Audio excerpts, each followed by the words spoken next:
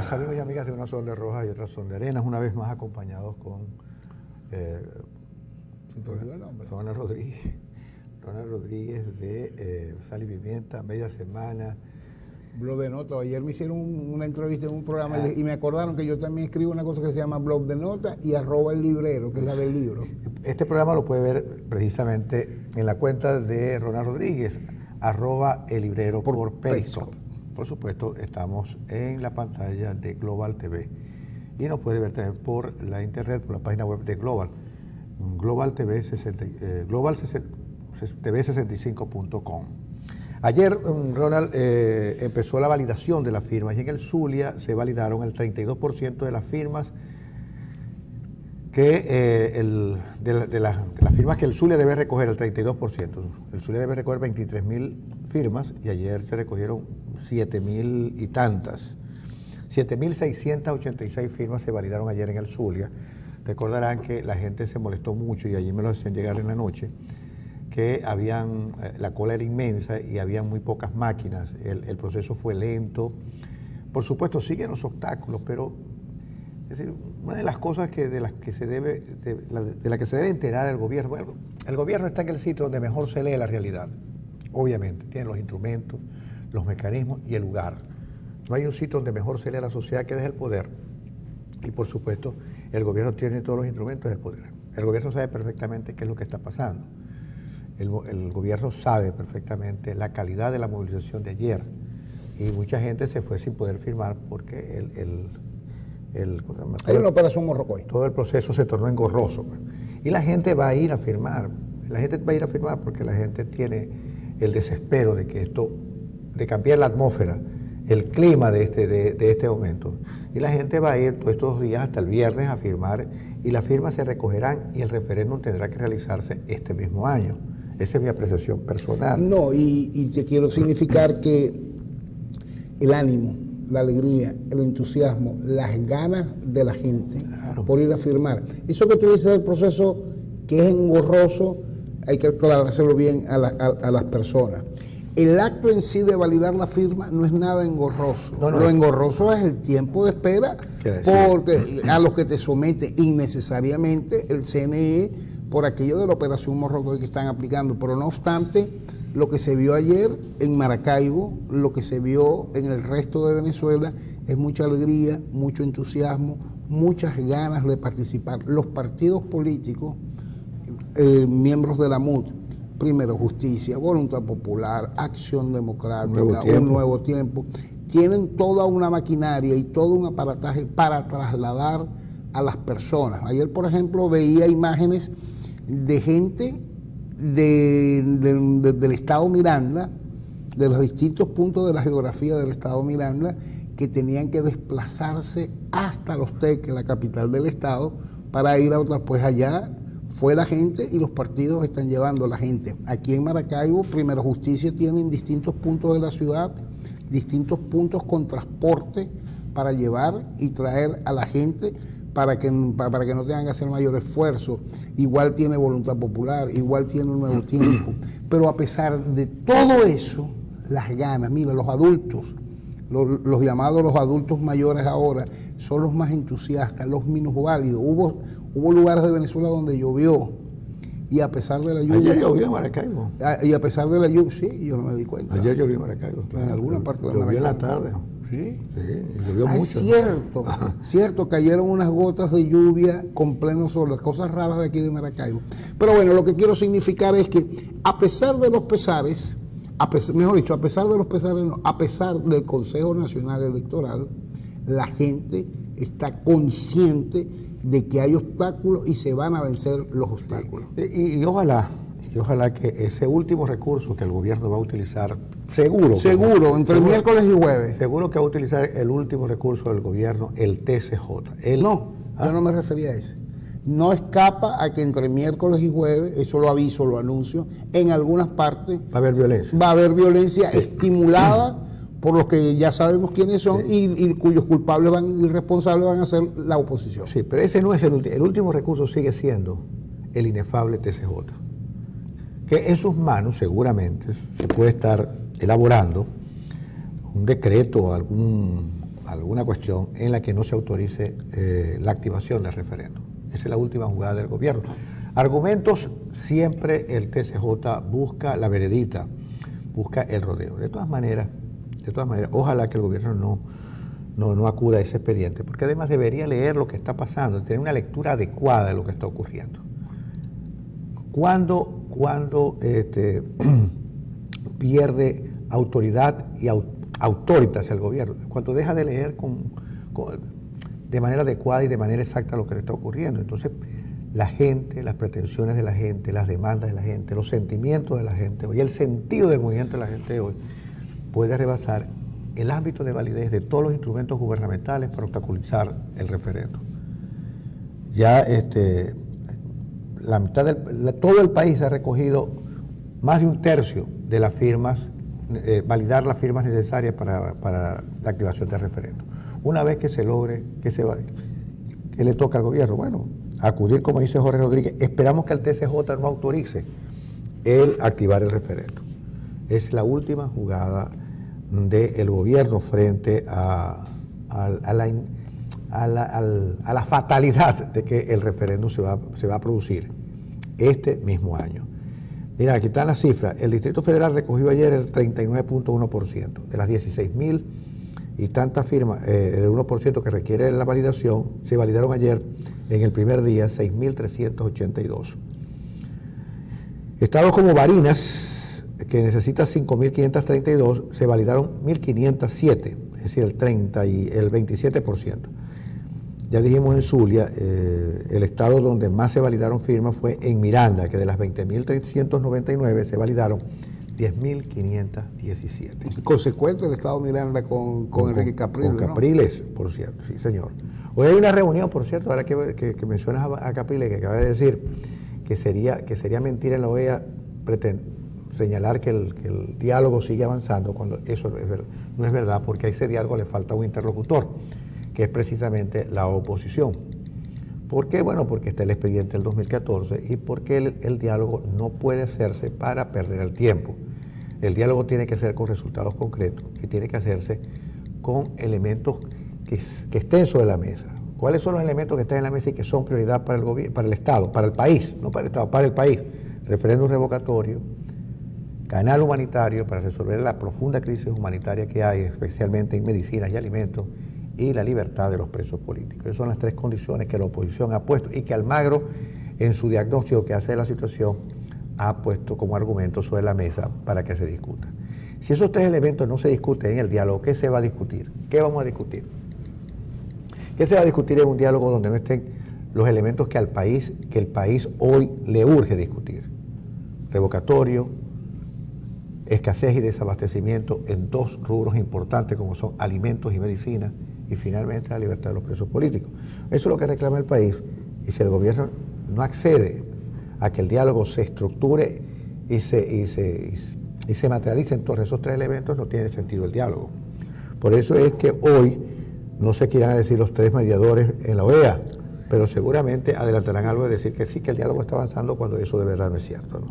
Sí, el tema es que el gobierno, de cara a la sesión del Consejo Permanente el próximo 23 de junio, se está moviendo, está hilvanando todos los recursos de los que dispone para mostrar su mejor cara ante el Consejo Permanente. Hoy debe haber una reunión precisamente ante ese Consejo Permanente de los tres mediadores designados por la UNASUR, el expresidente José Luis Rodríguez Zapatero, Martín Torrijos y Leonel Fernández. Por cierto, de esta tríada me llama poderosamente la atención lo activo que han estado y lo muy explícitos ante los medios que han estado el expresidente Zapatero y Martín Torrijos, y Leonel Fernández, pero no así Martín Torrijos, a quien prácticamente no lo he escuchado decir nada. Y a mí me dijeron, a alguien me dijo por ahí, que él estaba totalmente descontento porque lo habían invitado a participar en una comparsa y él está, pero no está. Está en lo formal, pero realmente no está actuando, no está activando. Pero en teoría, hoy ante el Consejo Permanente de la OEA, ellos deben estar rindiéndole un informe de lo que han realizado en función del diálogo. ¿Qué podrá decir Leonel Fernández? Que por cierto lo fue a visitar lo fue a visitar una representación de la oposición allá en República Dominicana, y cuando llegaron allá la respuesta que obtuvieron de su oficina era que no los podía atender porque estaba muy ocupado, no tenía espacio en la agenda. Pero ¿qué podrán decir estos señores ante el Consejo Permanente de la OEA? Bueno, podrá hablar el presidente Rodríguez Zapatero diciendo: estuvimos en República Dominicana, nos reunimos con las dos partes, cada una de las partes puso sobre la mesa, por separado por cierto, puso sobre la mesa un petitorio, la oposición, los que tú acabas de señalar, el gobierno que está apostando por la tranquilidad y la estabilización del país, tesis del presidente Rodríguez Zapatero. ¿Qué más podrá decir Rodríguez Zapatero? Que se fue a reunir con Leopoldo López gracias a las gestiones del gobierno, que Leopoldo López lo mandó palca.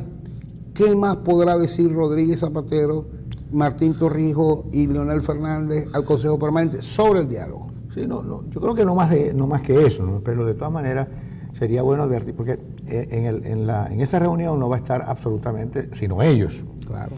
Y seguramente no hay una voz que disienta de lo que ellos van a decir allí. Ayer decía Lester Toledo decía aquí ayer que la actuación de Zapatero había sido de muy buena fe. Y no puede ser una actuación de muy buena fe cuando las cosas que propone Zapatero calzan perfectamente en las peticiones y en las demandas que el gobierno está haciendo. En este caso el gobierno tiene que, vuelvo a repetir, tiene que hacer la lectura adecuada. La lectura adecuada es que haya el referéndum revocatorio como válvula de escape, como una válvula de salida a la enorme presión que tenemos, a la enorme presión que hay en el país, las protestas, la desesperanza que hoy cunden los venezolanos, es una cosa increíble. Es decir, no hace mucho teníamos un país más o menos normal, hoy tenemos un país totalmente, supremamente anormal. Lo normal es la normalidad que tenemos. Entonces, las colas, el desencanto, hay una especie de desencanto. Y yo te lo puedo decir, mira, el gobierno, el chavismo, el ulismo, el kirchnerismo han sepultado a la izquierda en América Latina, pero por un rato largo. Los culpables del bajón que la izquierda en América Latina, que está en el sótano, son estos tres caballeros, o estos tres procesos. El que encabezó Lula en Brasil, el que encabezaron los Kirchner en Argentina y el que ha encabezado Chávez en Venezuela. ¿Y qué fue lo que mató precisamente, o está matando precisamente, ese sueño, esa ilusión, esa utopía en el gobierno? Bueno, entre otras cosas, la enorme corrupción que ha habido. Nelson Bocaranda toca el tema hoy en su columna de Los Ronrones. Casualmente ese tema lo toca hoy. La enorme corrupción que ha habido. Es decir, la corrupción se convirtió en un régimen político en estos países, chico, incluyendo Ecuador. Ojo, incluyendo Ecuador, que pronto saldrán los casos ecuatorianos de la enorme corrupción que hay allí. La corrupción sepultó a la izquierda en América Latina. Y por supuesto, algo que no puede pasar por debajo de la mesa, la enorme ineficiencia, ineptitud e incapacidad para hacer un buen gobierno. De eso se trata. Entonces, bueno, mira, que si la derecha, mira, aquí no hay derecha, no hay izquierda, esos son conceptos zombies. Están muertos y no saben que lo están. ¿Cómo se llama la serie de televisión? Hombre muerto caminando, es decir, dead man walking. Exacto. Fíjate, esas son categorías que están muertas y no saben que lo están. Están totalmente liquidadas. Aquí lo que necesita es gobernar con sentido común. Pero por lo menos en América la categoría de derecha-izquierda, porque en Europa sí como que hay un concepto más trabajado, más aprendido sobre derecha y izquierda. Bueno, porque el verdadero debate entre derecha e izquierda y entre el socialismo y el liberalismo obviamente tienen como teatro central Europa. Lo que aquí ha habido es otra cosa. Una mala copia. Y una mala lectura de los periódicos, que es lo que la mayoría leen los dirigentes. Y por supuesto, lecturas atravesadas de los grandes teóricos, ¿no? Pero eso ya Pero tú de verdad crees que leen esos libros. Yo creo que leen los periódicos. Aquí ha habido una izquierda que los leyó, obviamente. Es decir, mira, yo escuché en algún momento... ¿Tú los leíste? Yo los leí, pero yo escuché en algún momento, por ejemplo, una parte de la izquierda venezolana lo ha leído. Peskov, incluso en algún momento escuché a Teodoro citar correctamente el Lenin entre dos revoluciones. Textos que yo dudo que los haya leído, con la excepción probablemente de Barreto y de otro más. Yo dudo que esos textos hayan sido leídos por Jorge Rodríguez, por el señor Nicolás Maduro, por Diosdado Cabello. Dudo que esos textos hayan sido leídos. Yo te lo digo fundamentalmente porque cuando yo escucho hablar a un economista muy amigo tuyo, como Rodrigo, compañero de facultad, como Rodrigo Cabeza, y lo escucho hablar, porque es que los economistas de derecha, y entonces nosotros desde los economistas de la izquierda, o sea, me suena un debate tan vacío, tan vacuo. Es decir, yo lo que veo son unos economistas que tienen una visión y otra visión y la llaman de derecha y de izquierda en el discurso ideológico al que nos ha querido llevar el régimen, pero aquí nunca han habido economistas de derecha y de izquierda como tales, desde el punto de vista ideológico doctrinario. Han habido posiciones encontradas, y si conversamos con un Néstor Suárez, y otros similares a Néstor Suárez, entonces terminamos más confundidos todavía, porque él dice que aquí todos somos socialistas y no nos hemos dado cuenta, y que precisamente eso es lo que ese es el paradigma que hay que romper. Bueno, sí. Sin darle validez total a Néstor Suárez, que está demasiado radical, demasiado fundamentalista. Sí, demasiado. De todas maneras, mira, esto es una larga discusión y un largo debate que se ha hecho. Aquí ha habido intelectuales de izquierda que son de verdad densos, buenísimos. Mira, Américo Martín, Moleiro en su momento, Teodoro, Freddy Muñoz, de Paola. Es decir, pertenecen a una generación de la izquierda que de verdad era estudiosa, estudiaba, leía, analizaba y leía el país de manera más o menos adecuada. A que la gente no le hizo caso, y que le hizo caso después a un golpista como Chávez. Bueno, ese es otro cantar, y esas son otras cosas que tienen mucho que ver con una cuestión que nosotros creíamos que no teníamos, pero que realmente sí teníamos, que era el resentimiento. Bueno, alguien captó el sentido y el sentimiento en ese momento de los venezolanos y logró encumbrarse.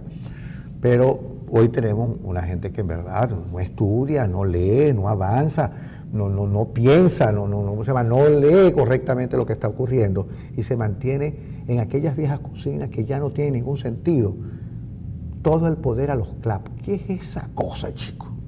Todo el poder a los CLAP. ¿Qué es eso, Nicolás? Tú no eres Lenin para decir que todo el poder a los soviets. ¿Qué es todo el poder a los CLAP? Hay una caricatura ayer, a propósito de todo el poder de los CLAP, hay una caricatura ayer en alguno de los medios que tiene una larga cola de gente expresando los distintos tipos de categorías de personas, profesión, oficio, género, etcétera, y después sale un guardia nacional con 3 CLAP y 3 bolsitas. Esto es lo que hay. Bueno, fíjate, es patético la fotografía donde aparece el señor Rodolfo Marcos Torres, el ministro Rodolfo Marcos Torres, llevando una carretilla con las bolsas que va a repartir allí en Sucre, en el estado de Sucre. Es patético. ¿En una carretilla? En una carretilla. Yo le tengo pánico a las carretillas, bueno, porque acuérdate que nuestro amigo Padre Palmar con Leoceni llevaron una carretilla de documentos y nada pasó. Y eso, de verdad, uno lo ve y dice, ¿quién lo puede creer? El ministro Rodolfo Marcos Torres llevando bolsitas de comida en una carretilla, dije, para defender y para el pueblo.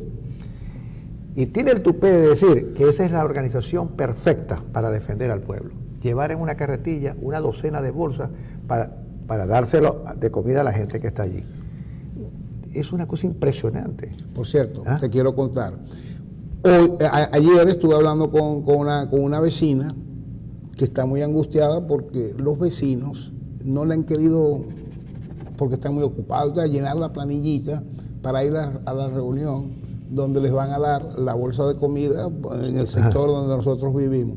Pero el problema es que esa bolsa de comida nos las ofrecieron hace como un mes y medio, y todavía no termina de llegar ni la firma de los vecinos que no creen en el asunto, ni tampoco llegan las bolsas de comida. Y así están en todas partes, les han ofrecido y no llegan. El único que le llegó, según me enteré, fue a Francisco Rojas. Sí. El problema es cuánto puede durar esa bolsa de comida. 15 días, 8 días, 10 días, 9 días, no sé cuánto. 1 o 2 kilos de harina pan, 2 kilos de arroz, probablemente una lata de sardina que fue incorporada para incorporar proteínas. De todas maneras es una cosa realmente humillante y de verdad que es... ¿Cuántas por familia son esas bolsas? Por ejemplo, en una casa... Una sola bolsa. Para las 4 o 5 personas que puedan vivir en una sola casa. Bolsa para los 4 bolsas que viven en una casa. Con una lata de sardina. Con una lata de sardina. ¿Te alcanza la lata de sardina para cuántos días, Mario? ¿Y eso que en la casa de Mario cuántos hay? 2, 3 personas, ¿no? 3 personas. Okay. 3 personas. Y tiene que rayar la sardina, fíjate. Una cosa, mira, si yo fuera Marco Rodolfo, yo jamás hubiese permitido que me tomaran esa fotografía empujando una carretilla con unas 6 bolsas de comida. Yo jamás lo hubiese permitido. Jamás hubiese por permitido. cierto, en el municipio, en el estado Sucre, que es uno de los estados más deprimidos de Venezuela. Por supuesto, lo que es Sucre y Trujillo creo que son unos estados deprimidísimos. Y aún así la gente no soporta la humillación. La gente cogerá la bolsa y hará las 40 arepas. Pero eso se termina, eso se acaba. Así que, mira, nosotros le aconsejamos a Rodolfo Marco Torres que no permita que le saquen semejante fotografía, de verdad, que se ve... Porque además está muerto de risa, como si fuera un gran logro. Llevaron en una carretilla las 6 bolsas de comida para... Pero volviendo al punto inicial de la conversación, Argentina, Ecuador, Brasil, la corrupción, la izquierda, también hay la pequeña posibilidad de que los modelos puestos en práctica se hayan agotado, hayan acabado el ciclo, y entonces ahora vuelven a empezar los pueblos esperanzados a buscar nuevas alternativas, como ya ha pasado en el pasado reciente, nuevas alternativas en otros partidos, en otros dirigentes, sin distingo de su inclinación ideológico-doctrinaria, y volverán a intentar con nuevas esperanzas, con nuevas ilusiones, con otras personas, hasta que se vuelva, y así vamos, porque ese es el problema de Latinoamérica, por ejemplo. El problema de Latinoamérica es que pareciera que fuera un urobolo, que todo el tiempo está girando en sí mismo, tratando de morderse la cola. Sí, esos son ciclos que se van cumpliendo. El caso es que esta vez tuvieron ejercicio en el gobierno, ejercicio para demostrar que ellos son que la izquierda es la representante genuina de la moral. Resulta que el chavismo apareció como el último recurso ético de la política en Venezuela, y resultó que todo era falso, como resultó falso en Brasil. En Brasil peor, porque es toda la clase política brasileña la que está en curso en corrupción. Casos que mueven, esto es para ponerle una película. En estos días van a pasar a la parrilla a Acuña, el que promovió el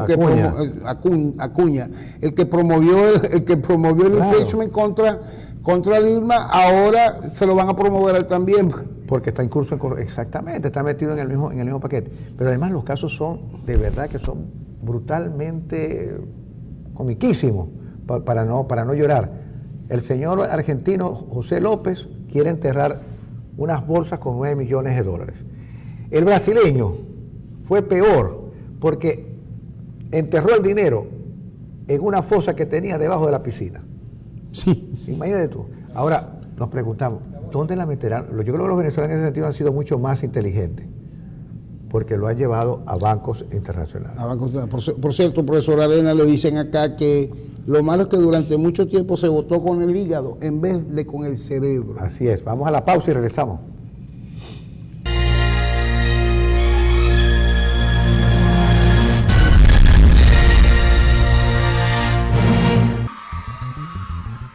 El Pollo Brito con el C4 Trío, interpretando un tema clásico de la onda nueva de Aldemaro Romero.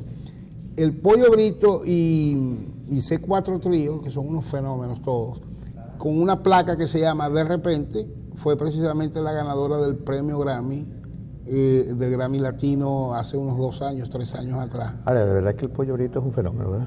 Primero canta bolero, canta salsa, canta música folclórica, es decir, es un fenómeno. Toca el 4 maravilloso. Es un excelente cuatrista además. En estos días estuvimos viendo un video también acá en el programa del concierto de Franco De Vita, donde participan todos ellos al lado de San Luis, hacen una dupla perfecta. Es gaitero también. Gaitero empezó también. Por ahí empezó. Antes que me diga lo que vas a decir, ¿a que no sabes lo que le pasó a la Vinotinto ayer cuando llegó a Maiquetía? Lo leí. Llegaron y le robaron las cosas.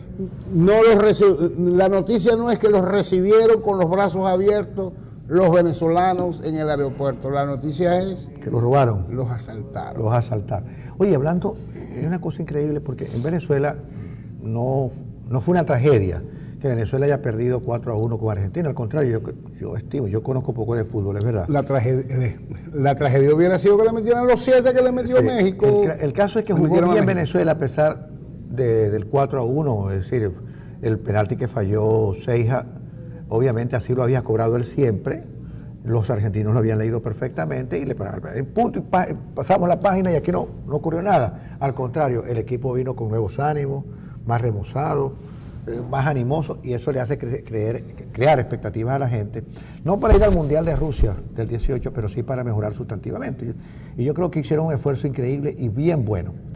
El problema es que, miren lo que se ha desatado en México, un problema nacional. Yo escuché al señor de La Última Palabra, quien dirige el programa, y yo me quedé asombrado. Ese hombre lloraba, ese hombre pataleaba, ese hombre además hablaba en nombre de sus hijos, que cómo iban a poder vivir sus hijos de ahora en adelante cuando están marcados por ese 7-0. Yo dije, pero bueno, ¿será que...? Igual como viven los brasileños con los 7 que le metió Alemania. Pero además yo me quedé asombrado, mire, han cargado contra el técnico Osorio. Ayer, inclusive el mejor jugador de ellos de toda la vida, ¿cómo se llama? Cuauhtémoc Blanco. No, Sánchez. Hugo Sánchez. Hablaba inclusive de que los mexicanos sufren, una cosa que siempre se ha dicho, de malinchismo, porque los mexicanos hablan terriblemente de los suyos y adoran a los extranjeros. Y en este caso han puesto un técnico extranjero para dirigir algo tan sentido por los mexicanos como es la TRI, que lo llaman ellos. El TRI. Pero se ha formado un problema de Estado a nivel, un problema nacional, una cuestión de Estado, la derrota de México 7-0 por chileno. Y eso habla realmente de nuestro subdesarrollo, porque justamente en ese momento que perdía México 7-0, al otro día mataban a 6 personas en Puebla en un enfrentamiento entre maestros y policías. De eso nadie ha hablado. Entonces, toda la tragedia es porque se perdieron 7-0 con y la verdad verdadera es que yo siempre considero, primero, es innegable la pasión que en México hay por el fútbol, más que por el fútbol, por su fútbol. Segundo, ellos se creen que son el portento del fútbol mundial y no es cierto. Es más, su gran drama es que cada mundial que van, porque clasifican en una confederación que está diseñada para que clasifiquen ella y los Estados Unidos, no nos caigamos a mentiras, pero bueno, cada vez que van al mundial no pasan del 4º partido. O sea, su gran meta en cada mundial es pasar al 5º partido. Pero si bien es cierto, ni son el portento, están demasiado sobreestimados y sobrevalorados ellos mismos, no es menos cierto es que, y en eso coincido con David Faitelson, nuestro bien amado y nunca bien ponderado David Faitelson, él dice, y yo estoy de acuerdo con él, el 7-0 no es la diferencia que hay entre el fútbol mexicano y el fútbol chileno, pero 7-0 le puede meter a cualquiera porque es un partido, cualquier cosa puede pasar. Sí, obviamente esa no es la diferencia que hay entre ambos fútboles, es decir, nosotros sabemos que eso son cuestiones de un juego. Puede ser que si juegan mañana el resultado sea otro. Hugo Sánchez lo que quiere ser el seleccionador nacional, sí, y no lo van a nombrar porque el otro problema en México es que no hay entrenador para el Tri que sirva, porque el único que sirve es el que le dé el campeonato mundial. Exacto. Entonces, mira, yo lo que me llama la atención es la llorantina realmente. Sí. El lagrimeo. Y sabes una cosa, que en este torneo, en el papel, y por el desempeño que había tenido el Tri, lucían los papeles para meterse en la final. Sí, exactamente. Bueno, así que mira, los mexicanos, mira... Pero los de la Vinotinto los robamos, chicos. La Vinotinto lo hizo extraordinario, con 3 goles nada más. Con 3 goles nada más. Pasamos sí, pero que ya tú también estás. Lo que pasa es que tú también te fanatizas a veces, pero ya tú estás con la Vinotinto como cuando Maduro agarra y dice: este año vamos a crecer. No. Vamos a crecer 2%. No, yo no estoy así. 2% en el Producto Interno Bruto, sí, pero ¿cuántos menos tienes? ¿De dónde viene? Yo lo que estoy diciendo es que la Vinotinto creó expectativas en el pasado, la gente eufórica. Yo creo que las palabras correctas las ha dicho el señor Tomás Rincón, que es el capitán del equipo. Desde el primer juego dijo, hay que tocar tierra.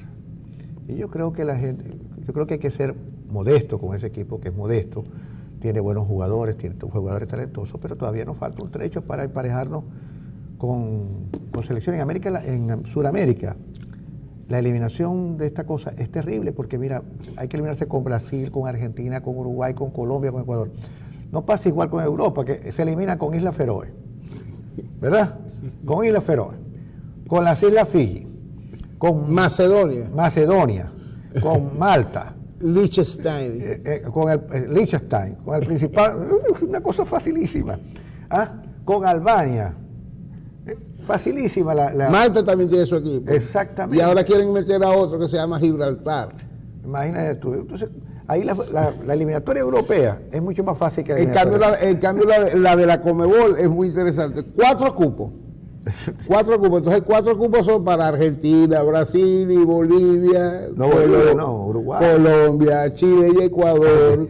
Uruguay, Paraguay, Venezuela. ¿Sabes qué es difícil? Eso es 9 para 4. ¿Sabes qué es difícil? Meterle un gol a Brasil, meterle un gol a Argentina, meterle un gol a Uruguay, meterle un gol a Colombia, Ecuador, todo eso está por encima de nosotros. Tenemos que ir avanzando poco a poco. Lo del Chita San Vicente fue un retroceso, pero ¿qué vamos a hacer? Eso es lo que hay, como dice la gente, como dice la canción. Eso es lo que hay. Y no hay que ¡Viva la Vinotinto! Son todos campeones, nos dicen aquí un televidente. Muchas gracias. Mire, yo escribí ayer en mi columna, el domingo, en Salirimiento, dije de la Vinotinto. Parte de lo que tú estás diciendo, y yo lo simplificaba diciendo, tenemos las individualidades, nos falta hacer el teamwork, y vamos a echar el pichón. Eso sí, con los ojos puestos en Qatar o Estados Unidos 2018. Lo que hace falta son empresarios que vean en el fútbol un negocio bueno, y que sea eso, eso es un negocio. Y tú no puedes apostar solamente a la Vinotinto e ir a aplaudir a la Vinotinto cuando viene, cuando juegan de vez en cuando y de cuando en vez. Para poder fortalecer a la Vinotinto hay que empezar por el fútbol desde los colegios, desde los liceos, claro. las ligas menores, las juveniles, ahora, lo que llaman las inferiores. Para terminar esto, bueno, vamos a una cosa que yo creo que tiene que ver con nuestro destino como país, pero para terminar con el asunto de la Vinotinto. Algo ha logrado la Vinotinto, que es que la gente ahora apuesta por la Vinotinto y se pone la chaqueta de la Vinotinto. Cuando la Vinotinto jugó, ¿cuándo? El sábado. El sábado en la noche. Sí. Mira, yo salí en el descanso, salí a dar una vuelta a buscar algo también. Las calles, por lo menos en el mercado, estaban desiertas. Yo le voy a contar una anécdota que siempre hemos contado aquí varias veces, Francisco. Eso es importante, es un punto de encuentro. La Vinotinto es un punto de encuentro. Exactamente. El encuentro, y mucho más allá, porque allí realmente somos todos venezolanos. Ahí no hay contradicciones, que si tú eres chavista, yo soy adeco, y tú eres masista, y tú eres copellano. No, ahí todos somos venezolanos. Fíjate cómo ha cambiado la cosa. Cuando jugaron aquí un amistoso, Francisco Rojas y yo estábamos parados en la esquina de la calle donde él vive, y pasó a la selección de Brasil. Eran los tiempos de Ronaldinho. Y los muchachos que estaban allí gritaban: Ronaldinho, métele 3 goles a estos malditos. Así 3 no, métele 4. Así decía la gente. Hoy en día la gente ha cambiado y la gente apuesta por la Vinotinto. Que se ha creado un sentimiento en torno a la Vinotinto, y eso es importante. Ya eso es un logro, independientemente que, como siempre, terminemos en el 7º lugar. Así es. Y por cierto, lo de Ceja, bueno, Ceja, oye, vale. Claro, los 3 últimos penaltis los ha pateado igualito y cree que va a engañar a todos, incluido un portero mundialista como Romero, como Chiquito Romero. Pero por Dios, ese mismo día falló un penalti nada más y nada menos que Ronaldo en la Eurocopa. Ajá, y entonces. Y le voy a decir una cosa. Mira, las amenazas que se le han hecho a Ceja no tiene sentido. Este no es un país de amenazas de matar futbolistas porque y arran un penalti. Por cierto, ¿viste los memes? En los memes que lanzaron hay uno donde está Pablo Escobar con un arma persiguiéndolo. Te imaginas tú. Agárrenselo a broma, sí, pero ya está. Ceja no tiene la culpa. Ceja no tiene la culpa. La culpa la tiene Romero. La culpa la tiene Romero. Lo llaman Chiquito Romero, mide como 5 metros. Tiene 2 mundiales encima. Sí, llegó Chano. Sí. Llegó Chano para la portería, pues. Quiere para los goles del referéndum. ¿A qué vino Chano? Porque Chano pudo haber venido a varias cosas, obviamente. Puede haber venido a decir, oye, este chico ya aquí la gente no te quiere, puede ser eso. Pudo haber venido también a decir, mira, vamos a parar el referendo, vamos a darle largas, porque además Maduro es su amigo personal. Sí. Puede ser que no haya venido a nada. También puede ser a dar un saludo a la bandera y se va. Pero ¿a qué vino Shannon, chico? Chico, cada vez que toma Shannon, yo lo dije ayer, cada vez que toma Shannon viene a Venezuela algo pasa. Shannon ha venido con esta, llegó anoche. Con esta es la tercera vez que viene a Venezuela. A mí me queda muy claro lo que pasó la última vez. La última vez llegó 15 días antes de que fuese anunciado la fecha, al fin fuese anunciada la fecha para la elección parlamentaria de aquel entonces. Ya previo a eso, ya Diosdado había salido corriendo para allá, para Haití, con Del Cielo Ina, a reunirse con él. Y bueno, todo el mundo entendido en el tema, todos los que están cercanos a la situación, creen, y casi que lo afirman con certeza, que la presión que ejerció Thomas Shannon finalmente en ese momento, y cuando digo Thomas Shannon no es la presión de los Estados Unidos ni el del secretario de Estado, sino del amigo de Nicolás, pudiera haber terminado de suavizar la situación y dar paso y dar pie a la convocatoria de un proceso electoral que, además de que era constitucional, además de que no había excusa ni momento, bueno, se lanzó.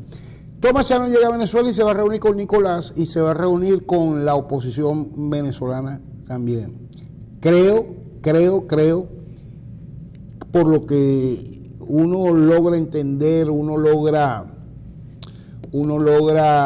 dilucidar y con gente informada, que Thomas Shannon viene a conversar con Nicolás el tema del referéndum revocatorio, y también viene a hablar con la oposición, a decirle: no puedes enfrascarte en 3 puntos, enfráscate en algunos y vamos a tratar de sobrellevar las cargas, porque en el fondo finalmente también está lo que es la estabilización del país, y en eso yo estoy de acuerdo con José Luis Rodríguez Zapatero. El país tiene que estabilizarse, porque hay que tomar medidas y acciones correctivas en función de la alimentación, los insumos, medicamentos y el cese de la violencia y de la inseguridad. Algo tiene que hacerse, porque se nos está yendo de las manos a todos, fundamentalmente al gobierno, que es el principal actor. Claro, el gobierno es el principal actor, que es el que tiene que y para terminarte, llevar el referéndum revocatorio a 2017, como pretende el gobierno, no es una solución ni para él ni para la oposición, por razones obvias. No es una solución para el gobierno, porque si bien es cierto, se atornilla al menos hasta la realización en 2017 del referéndum revocatorio, y cuando digo al menos es porque todas las encuestas hablan de 90 y 80% de gente que va a ir a votar y que va a ir a revocar al presidente Maduro. Tampoco es solución para ellos, porque el país, la crisis del país no aguanta y no llega, y en el firmamento no hay una luz que le diga al gobierno: puedo mejorar en algunas cosas. Yo estoy de acuerdo contigo. Además de eso, fíjate, de un tiempo para acá, la gente ha desplazado, la gente va a firmar con alegría, como dices tú, con pasión va a firmar, porque la gente necesita el cambio. No es más que una necesidad, es un desespero. De eso se trata, del desespero de la gente porque esto cambie. Pero además de eso, la gente se está siendo movilizada por primera vez por hambre. Y eso es importantísimo, que el gobierno pueda leerlo. Referéndum revocatorio, libertad de los presos políticos, todo eso empieza a desplazarse en los gritos de la gente, en las consignas de la gente, porque tiene hambre. Las últimas protestas no han sido queremos revocatorio, no, tenemos hambre, queremos comida. Y el gobierno hace una mala lectura de esas expresiones y de esas manifestaciones, porque el gobierno jura y perjura que es la oposición la que está articulando esas protestas, y no es verdad. Claro, y de ahí es la mala lectura, porque todo se desplaza hacia que hay alguien que está moviendo. No, la gente se está moviendo porque es quien sufre todos los días la economía de la calamidad. Estamos en el modelo de la economía de las calamidades y de lo terrible. Esto es una economía que no tiene ningún asidero. Y las medidas que adopta el gobierno son para producir y para provocar más crisis, más desabastecimiento, más escasez. Los CLAP son probablemente la solución más humillante que ha creado el gobierno para la gente. Entonces, mira... Pero se sigue moviendo, fíjate, llega Thomas Chanonoy a reunirse con gobierno y oposición, o con Nicolás y la oposición. Se realiza en la OEA la reunión entre los mediadores. Está por comenzar, mañana miércoles debe haber una reunión de la UNASUR, los cancilleres de la UNASUR, para lo que llamo yo fijar posición en bloque en función de lo que ellos van a, la línea que van a mantener en el Consejo Permanente al día siguiente, es decir, el jueves. Es decir, el tema Venezuela, que el gobierno de Nicolás Maduro, expresado a través en política exterior de Delcy Eloína Rodríguez, si por ella fuera, nada de esto se estaría hablando, nada de esto se estaría discutiendo, todavía la gente estaría creyendo esa mentira que nos metieron, esa burda manipulación que nos metieron de que la propuesta de Venezuela en contra de Almagro había prosperado y que Almagro tenía que renunciar. Si por ello fuera, nada de esto estaría ocurriendo. La reunión es el jueves, al menos se va a debatir el caso Venezuela. Yo no creo que se va a aprobar la Carta Democrática, porque eso traería unas consecuencias que sería peor el remedio que la enfermedad, unas consecuencias para el pueblo venezolano, no para el gobierno, porque el gobierno se sigue manteniendo en el poder. Incluso que el gobierno está apostando a que lo sabe para poder vivir un proceso parecido al que ha vivido Cuba, que quedó fuera de la OEA. Bueno, el caso esperemos el jueves. Mucha gente dice que Venezuela ya tiene que se tienen los votos para la aplicación de la Carta Democrática. Yo dudo un poco esa situación, pero el caso es que todo el mundo reconoce hoy que en Venezuela hay una profunda crisis humanitaria, que no se puede tapar el sol con un dedo, que aquí hay desabastecimiento, hay escasez, hay inseguridad, hay poca independencia y autonomía de los poderes públicos. Eso está a la vista de todo y hay evidencias concretas sobre ese asunto. Y yo creo que una de las consecuencias directas de la venida de Shannon a Venezuela va a ser que bajo cualquier artilugio, menos la declaración formal, y como acostumbra el régimen a cambiarle el nombre a las cosas, yo creo que el canal humanitario que ha pedido Lilian Tintori, Voluntad Popular y demás organizaciones, la Iglesia venezolana, la Cruz Roja y Cáritas, yo creo que bajo cualquier figura que invente el gobierno que le pueda favorecer a ellos para tratar de tapar el sol con un dedo, creo que esa vía se va a aperturar y los medicamentos van a llegar a Venezuela. Bueno, ojalá, no importa, pónganle el nombre que quieran, pónganle cómo se llama. Por cierto, necesito el Nefrotal de 100 por 12.5. ¿Sí? Sí. Ese es el hipertensivo que tomo yo. Para ti. Bueno, ya saben, ¿cómo se llama? Nefrotal. Eso es el losartán con la yo nunca me acuerdo los componentes. El losartán con el... Con diurético. Con diurético, 100 por 12.5. Bueno, así estamos, pidiendo medicinas por los medios porque no hay en las farmacias. No se encuentran. Mira, la otra cosa que queríamos conversar, aparte de la llegada de Chao, es la rueda de prensa que dio ayer Ramos Ayub. Intrigante lo llamó. Llamó intrigante, pero se refiere a dos cosas importantes de esa rueda de prensa. Uno, que pudiéramos llamar Ramos Ayub y la Fuerza Armada Nacional Bolivariana y la violación de la Constitución, es un tema que movió Ramos Ayub. Y el otro es la propuesta, Ramos Ayub y la propuesta de diálogo de Maduro. Ese tema sería interesante que lo moviéramos porque la posición de Ramos Ayub es de verdad categórica con respecto a las Fuerzas Armadas, inclusive...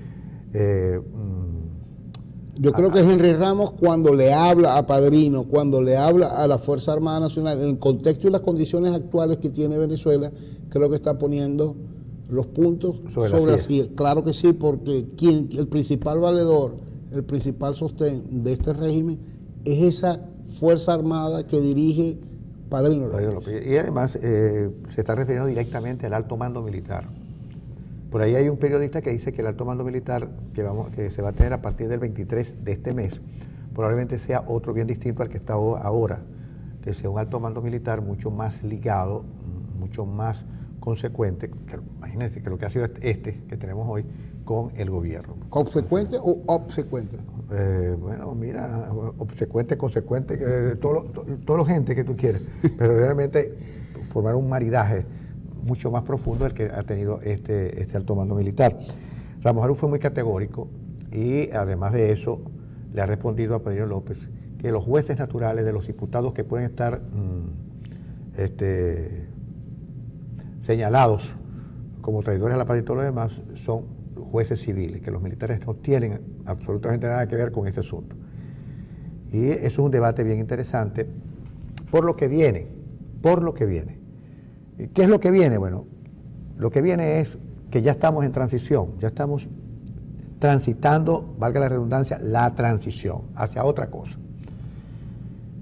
Y las Fuerzas Armadas no pueden ocupar el papel que ocuparon inicialmente las Fuerzas Armadas chilenas de ser tutores del proceso democrático que se iniciaba entonces después de Pinochet. Como tampoco puede desempeñar el papel de las Fuerzas Armadas argentinas, que también quisieron ser tutores del proceso que se empezó a construir después de las Malvinas. Las Fuerzas Armadas venezolanas deberían tener otro papel en el proceso de transición, de ser garantes de la Constitución, de ser garantes de la democracia, de ser garantes de la frontera, de defender la soberanía nacional. Ese es el papel de las Fuerzas Armadas. Y dejar que la política sea el espacio en la que se diriman las contradicciones y los conflictos de los venezolanos, pero que se resuelvan civilizadamente y por la vía civil, sin la presencia tutorial de los militares. Ese, más o menos, el que lea entre líneas la posición de Ramos Harús es esa. Y yo creo que los militares deberían debatir esa cuestión en el interior, ¿no? Los militares deberían, de verdad, definitivamente, retirarse a sus cuarteles, porque su presencia en la sociedad política venezolana y su presencia en la toma de decisiones no ha sido la más feliz.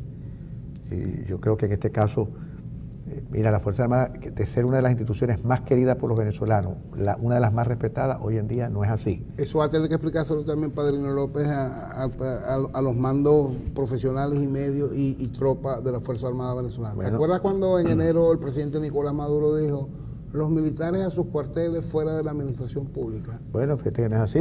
Mira, aquí ha habido una especie de colonización de la administración pública por los militares. De verdad. Una parte importante de la administración pública está en manos de los militares. Esa colonización de la administración pública no ha sido feliz. Al contrario, ha sido llena de desencuentros, de desajustes y de mal gobierno por parte y de mala administración por parte de los militares. Otro de los mitos que ha derrumbado estos 17 años de revolución bolivariana, que la Fuerza Armada Nacional ni era impoluta, ni era una raza superior, sino que quedó siendo una casta en cuarteles, pero igual o peor a lo que teníamos antes, sí, porque han demostrado una voracidad por los dineros y una ineficacia superlativa a la hora de administrar procesos. Pero de todas maneras, es hora de enmendar los entuertos. Y yo creo que las Fuerzas Armadas podrían recuperar su viejo esplendor, de verdad, si empiezan a ceñir su actuación bajo el imperio de la Constitución. Porque la Constitución del 99 le asigna un rol a estas Fuerzas Armadas. No las convierte en carmelitas descalzas, eso es verdad, pero tampoco las convierte en un elemento activo, proselitista, y además en el partido armado del gobierno. Eso no lo contempla la Constitución. Está bien, no son carmelitas descalzas, son un actor importantísimo al desarrollo nacional, pero de allí a intervenir directamente en la política a favor de una parcela política, la Constitución deja afuera ese tema. Así que vamos a la pausa y regresamos enseguida.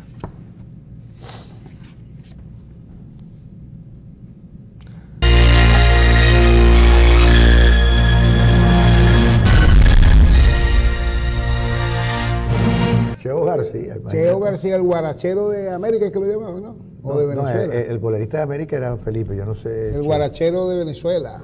Bueno, de todas maneras es una voz inconfundible. Está en el panteón. regional. Sí, señor. Mira, Chico, anoche, ahora que estoy siguiendo aquí las redes y el Periscope y todo, anoche regresó a la televisión Leopoldo Castillo. El Ciudadano. Sí, casualmente el programa se llama El Ciudadano. Arrancó en un canal de televisión de Miami que se llama Mira TV.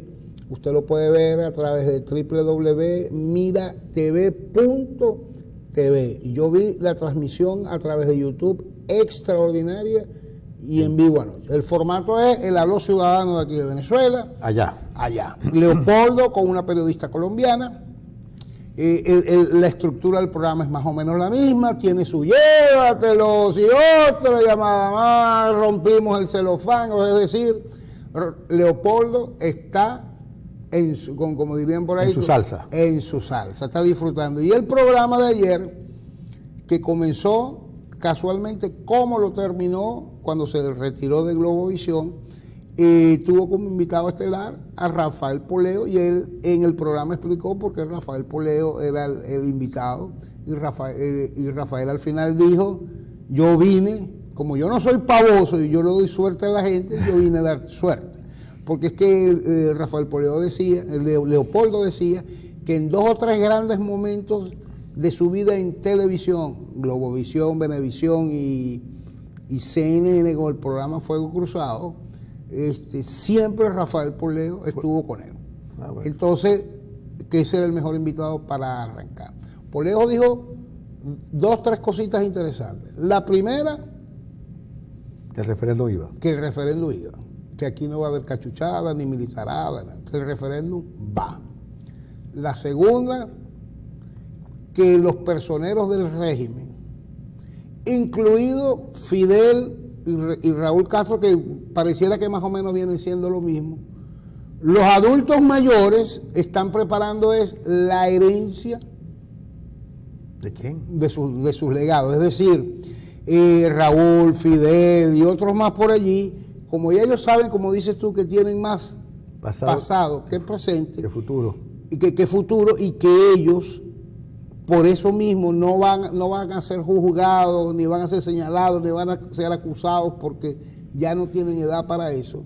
Lo que están es tratando de dejarle la herencia política, económica, que dicen que hay muchos dineros repartidos por el mundo, libre de sospecha, para que le puedan disfrutar sus herederos. Y que hay mucha gente que ha sacado muchísimo dinero de Venezuela, que va a traer los capitales, pero los va a traer a través de lo que en otro contexto se llamaría legitimación de capitales, pero aclaro, legitimación de capital en otro contexto. En el que estamos hablando, a lo que se refiere es que los dineros mal habidos que han sacado en maletines y a mano llena y tal, van a regresar a Venezuela. Como inversiones disfrazadas, y que de pronto cuando esto caiga, porque va a caer, dice Rafael Poleo, mucha gente va a constituir empresas y esto, aquello, donde el porcentaje va a ser capital venezolano y va a ser el capital cubano, y por ahí va a venir los dineros, y que eso es lo que están preparando a la carrera en este momento los Castro y los capitostes del régimen. Eso dice Poleo, que generalmente suele estar bien informado. Poleo siempre está informado y a veces mal hablado y todo lo demás. Pero yo recuerdo, yo le doy crédito a Poleo por una circunstancia muy especial. Una semana antes del 11 de abril, él dijo que el gobierno iba a caer, una semana antes. Es decir, tenía toda la información completa, Poleo. No participó directamente de la situación, pero tenía la información. Y siempre está bien informado. Por supuesto, eso que señala él no es la primera vez que ocurre. Ocurrió en la Unión Soviética, o con la caída de la Unión Soviética y la emergencia de Rusia como país.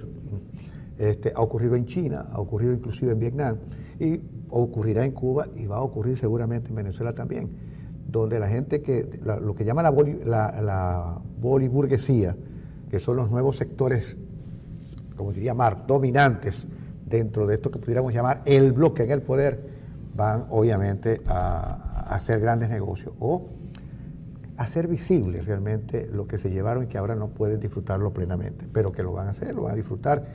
Y a lo mejor, mira, a lo mejor la gente dice, bueno, vamos a pasar la página y traigan sus dinerillos, rompan el cochinito, pues.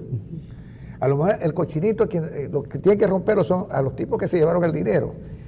Qué sé yo, los Andrade, los Roberto Rincón, Abraham Sierra, que por cierto, están siendo juzgados y dicen que extorsionaron a PDVSA con más de $1.000 millones. Es una cosa increíble, y que a alguien de muy alto cargo le dieron $2,5 millones para recibir contratos en obras ligadas al asunto petrolero. Por cierto, Ender, aquí estoy leyendo una aclaratoria atribuida al gobierno de China, de la República Popular China, donde dicen que ellos no se han reunido con dirigentes de la oposición sobre el pago de la deuda.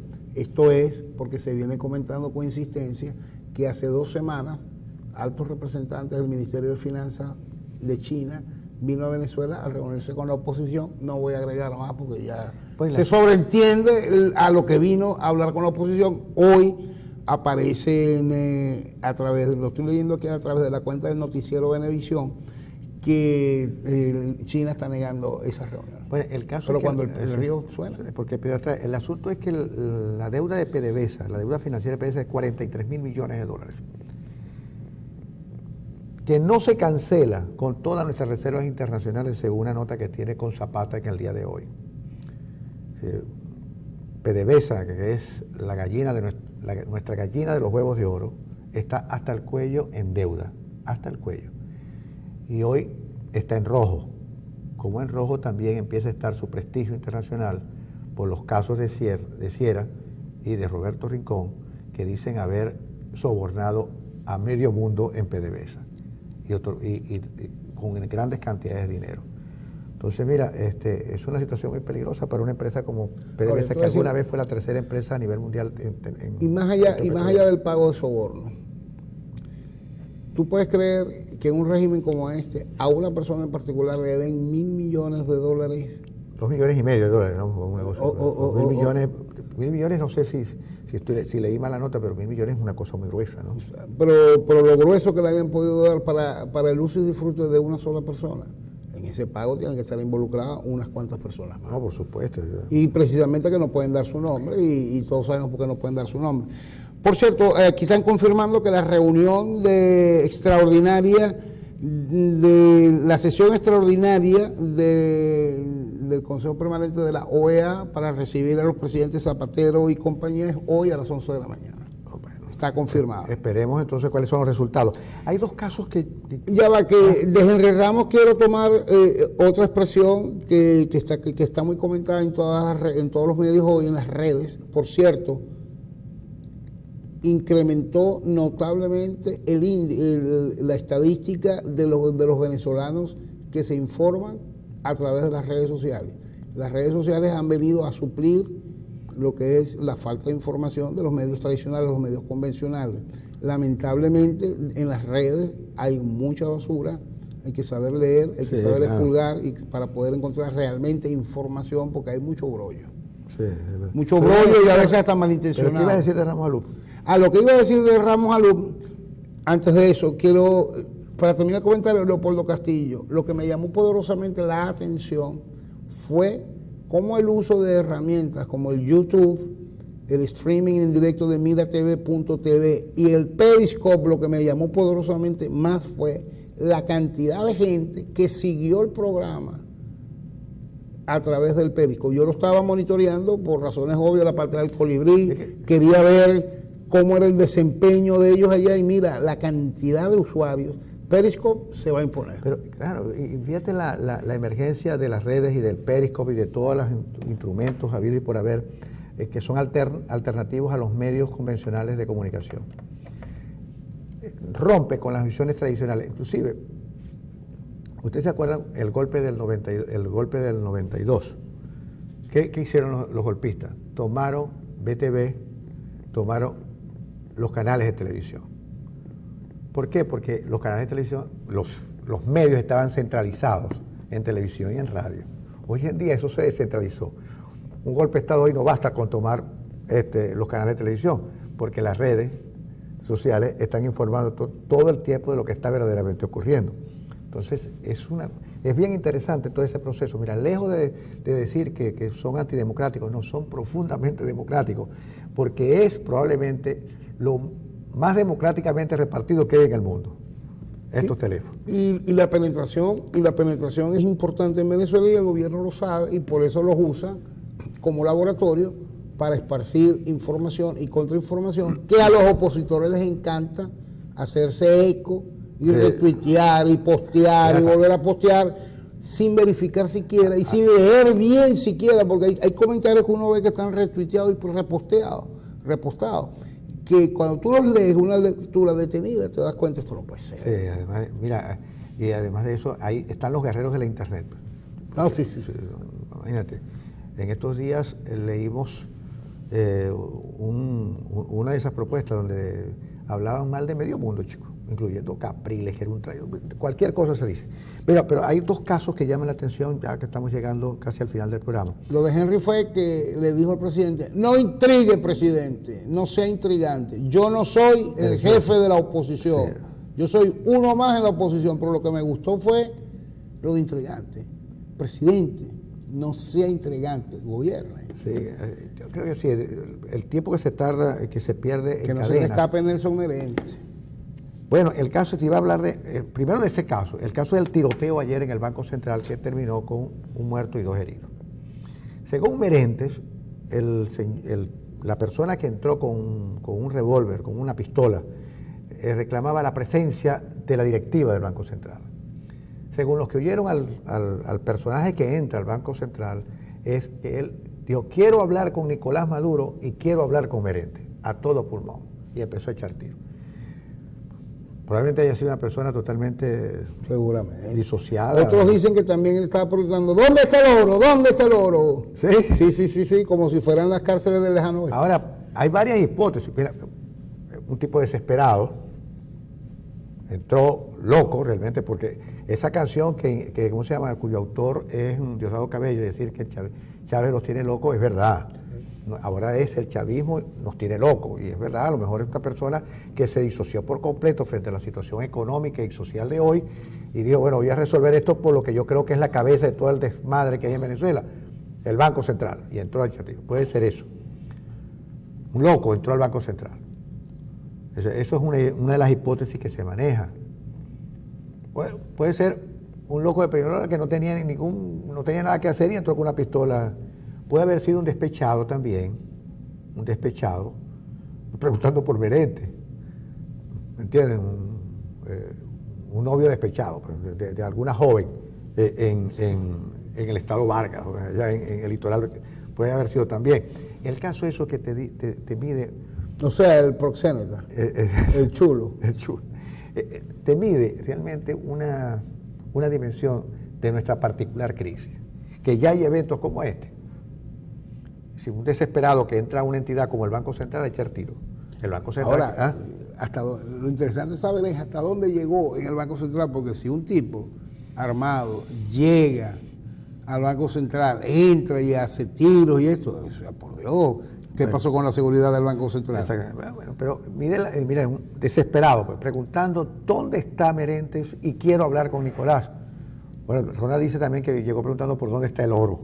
¿Dónde está el oro? También puede ser. Así ocurría en el lejano oeste. ¿Tú no viste una película en el lejano oeste? El tipo vio el edificio sede del Banco Central de Venezuela como si fuera una de las cárceles esas o de las comisarías esas viejas del lejano oeste, que parecen unos ranchos. Bueno, el caso es que esto habría que investigarlo también, hasta las últimas cosas. Es más, te voy a decir una cosa, el fulano fue abatido inmediatamente con toda la razón del mundo.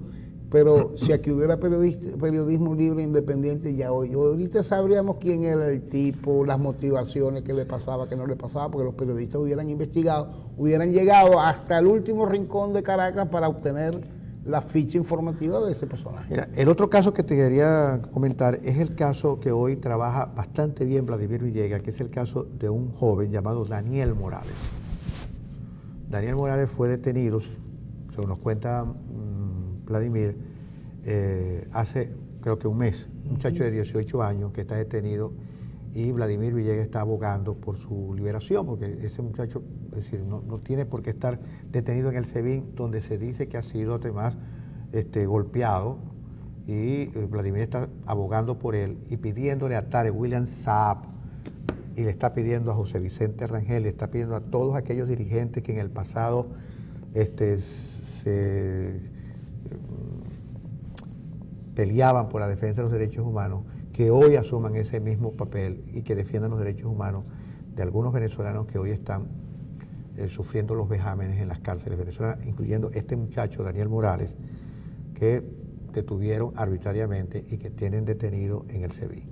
Y que es la misma experiencia que están viviendo Valentina y Belén en el SEBIN aquí en Maracaibo, entre otros, y el mismo trago amargo que van a empezar a vivir y sufrir dos jóvenes dirigentes de Voluntad Popular que fueron detenidos ayer en Cojedes sin motivo y sin razón alguna. Ender, dígame. ¿Quién juega hoy? Chicos, hoy juega Argentina, hoy juega Argentina y contra Estados Unidos. Contra Estados Unidos. Sería una tragedia que Argentina perdiera, que no creo que pierda. Yo creo que la final va a ser Argentina-Chile. Pero si Argentina llegara a perder en el hipotético caso, lo que viste en México, las reacciones que viste en México en Argentina las van a superar. Es posible. Y ahí tumban el obelisco. Sí, y ahí ¿cómo se llama? Aunque como Argentina está acostumbrada a ser la segunda en todo, futbolísticamente hablando, por lo menos, porque en corrupción y tal puede estar disputando el primer lugar, pero como Argentina está acostumbrada a llegar hasta ahí y quedarse. Yo creo que esta vez todas las cosas están a favor de Argentina. Tiene un excelente equipo que tiene todas las de ganar. Aunque si Chile le gana a Colombia, no va a ser un hueso fácil de roer. Si Chile le gana a Colombia. Pero como los juegos son diferentes, Colombia hizo un pésimo juego ¿contra quién? No sé. ¿Contra quién pasa Colombia? ¿Contra quién pasa Colombia? Siempre hace pésimo juego. Contra Perú. Fue un pésimo juego. Colombia logra pasar en los penaltis. Pero a lo mejor, mira, como todos los juegos son diferentes en el fútbol, la gente dice que el fútbol es el fútbol porque pasan cosas inesperadas, como por ejemplo que Ronaldo falle un penalti y se ponga a llorar y a darle gritos desesperados. Que falle el penalti o que falle un tiro libre no es como se llama noticia. Sí, noticia es cuando lo mete. Sí. Según las estadísticas, Ronaldo ha fallado el 44% de sus penaltis, que ya es una cosa bien grande. Pero bueno, Pero eso sí, cuando juega con el Zulia Fútbol Club y cuando juega con el Albacete. Con el Albacete le mete 40 y toda la fanática se vuelve loca. Sí. El caso es que hoy juega Argentina, el Argentina con Messi, que es una Argentina distinta a Argentina sin Messi, a pesar de que tú me dices que yo soy fanático de Messi, pero lo que yo reconozco que Messi es lo mejor que ha pasado por el fútbol en los últimos años. Es una maravilla, ¿verdad? Si ese enano no estuviera en el fútbol fuera aburrido. Pero está Messi, a Dios gracias, ¿verdad? Como están los Yankees de Nueva York, como está, bueno. Los Atlanta, para Ender. Por cierto, Miguelito Cabrera sonó el 15 ayer, el jorrón número 15 ayer. Y también juega, ustedes saben que hay un torneo que se llama Eurocopa, que es el torneo más importante de selecciones en Europa. Les doy la noticia es porque como el canal que tiene los derechos de transmisión aquí en Venezuela, léase Meridiano Televisión, no se ha enterado de que ese torneo existe a pesar de que tiene los derechos.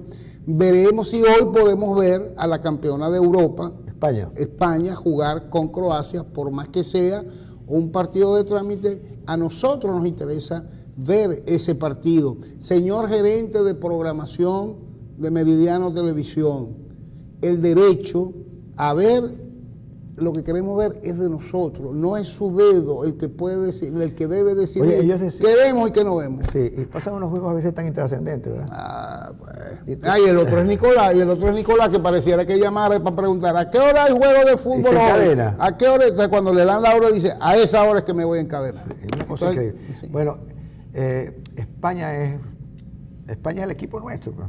Claro. Por miles de razones. Primero porque es el fútbol que más vemos. Porque nos identificamos más, que más conocemos. Es decir, uno conoce más a los jugadores, lo voy a decir así. En lo personal, yo conozco a los jugadores de España, sé quiénes son, quién es Pedro, quién es Fábregas, quién es Iniesta, mucho más que los de los jugadores, lamentablemente. Pero hoy no va a jugar Modric. Hoy no va a jugar Modric, Lucas Modric, afortunadamente. Bueno, no están reservando. El caso es que, porque España es la madre patria, la madre patria, chicos. Con España nosotros nos acercamos, mira lo que significó España para nosotros, a los árabes, a los fenicios, a los griegos.